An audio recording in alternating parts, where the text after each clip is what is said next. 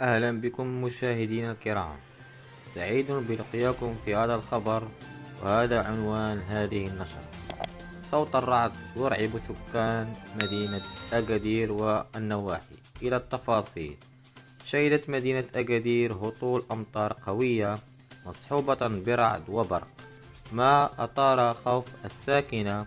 وحسب مصادر مطلعة، فإن العاصفة الرعدية التي ضربت أكادير والنواحي استطاعت إفزاع الساكنة، خصوصا الأطفال الذين استفاقوا على صوت الرعد وضوء البرق.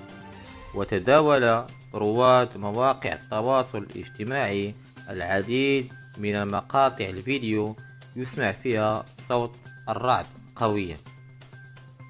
إن أعجبك الفيديو لا تنسى الإعجاب والاشتراك في القناة.